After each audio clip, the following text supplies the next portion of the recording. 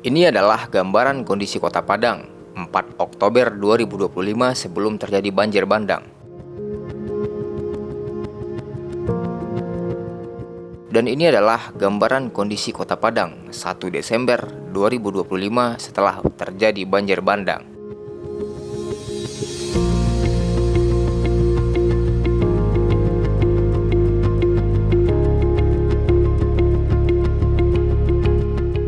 Yang berwarna biru terang adalah batas daerah aliran sungai, yang selanjutnya disingkat DAS. DAS merupakan suatu wilayah daratan yang merupakan satu kesatuan dengan sungai dan anak sungainya, yang berfungsi menampung, menyimpan, dan mengalirkan air yang berasal dari curah hujan ke danau atau ke laut secara alami. Daerah yang terdapat banjir bandang beberapa waktu lalu adalah kawasan Das Air Dingin yang sungainya kita kenal dengan Lubuk Minturun, hilirnya di Muara Penjalinan atau Pasir Putih. Lalu ada Das Kuranji yang masyarakat Kota Padang kenal dengan nama Batu Busuk atau Kapus Unan yang hilirnya di Muara Ula Karang atau kawasan Basko. Kemudian yang ketiga ada Das Anai yang bermuara di Muara Baru Pasir Jamba yang hulunya adalah Kampus 3 UIN Imam Bonjol. Ini adalah batas kawasan hutan negara. Yang berwarna hijau adalah batas kawasan hutan lindung, dan yang berwarna ungu adalah batas kawasan Suaka Marga Satwa. Hutan lindung adalah kawasan yang ditetapkan oleh pemerintah untuk melindungi sistem penyangga kehidupan, mengatur tata air, mencegah banjir dan erosi, menjaga kesuburan tanah, serta melindungi keanekaragaman hayati, flora dan fauna.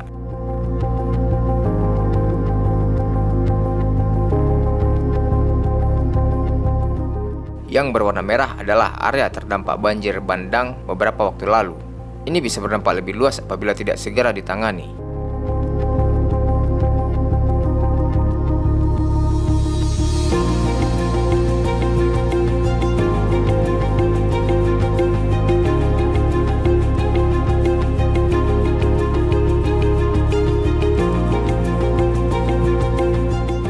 Ini adalah kondisi topografi Kota Padang, dikelilingi oleh bukit barisan, berstatus hutan lindung dan Suaka Marga Satwa.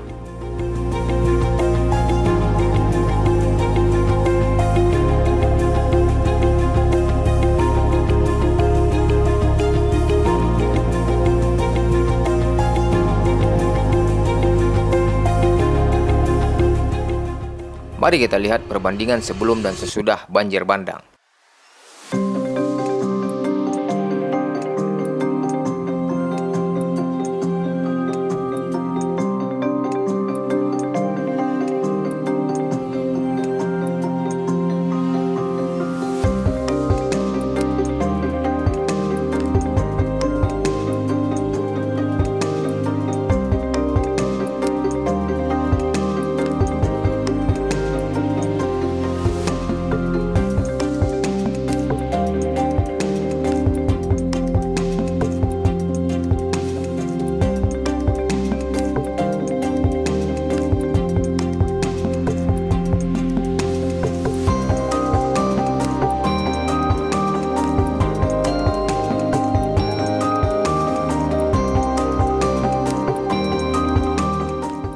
Mari kita lihat perbandingan sebelum dan sesudah banjir bandang.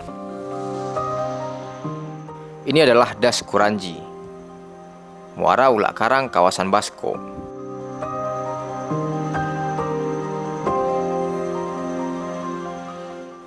Banyak pemukiman di sempadan sungai yang terdampak aliran banjir bandang.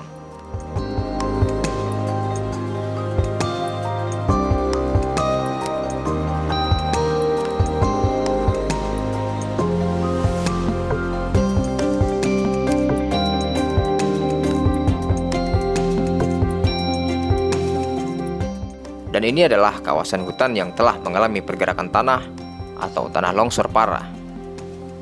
Penyebabnya curah hujan yang tinggi dan ditambah adanya aktivitas manusia.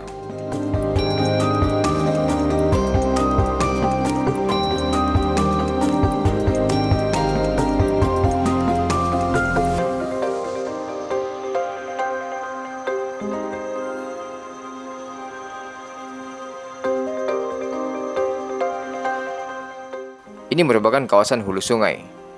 Kondisinya sangat terjal dan membutuhkan akar pohon yang sangat kuat untuk mengikat tanah.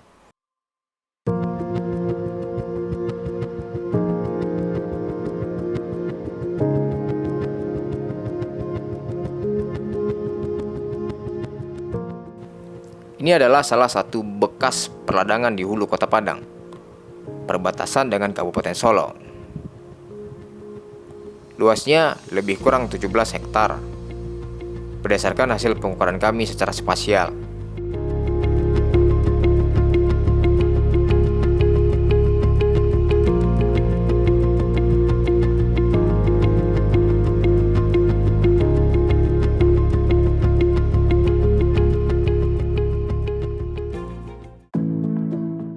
Yang ini berada hanya 900 meter dari hulu Kota Padang.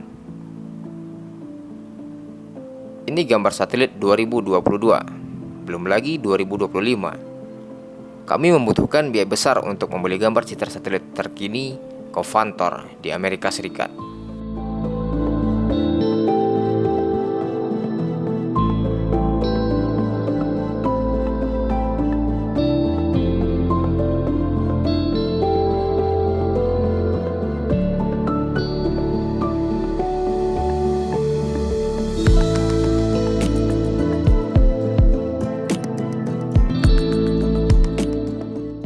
Akses menuju kawasan hulu ini lebih dekat jika ditempuh dari Kabupaten Solo dibandingkan dari Kota Padang, jika kita ingin melakukan ground check ke lokasi.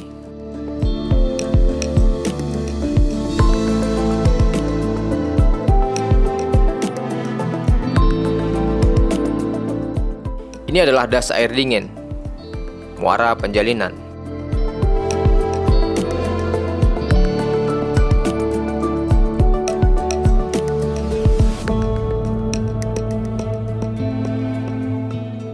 Ini adalah perubahan Lumin Park di Lubuk Minturun, di sepadan sungai.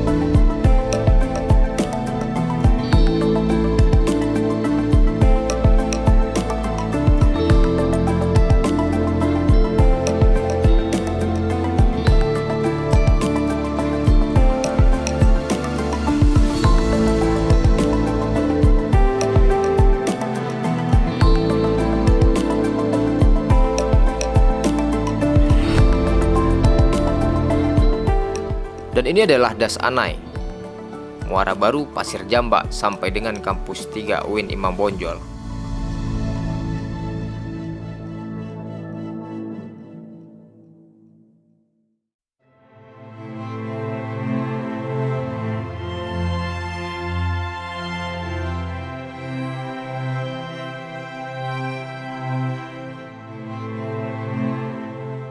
Jika ini terus dibiarkan, maka areal terdepatnya akan semakin meluas. Saat kemarau, sungai-sungai akan kekeringan.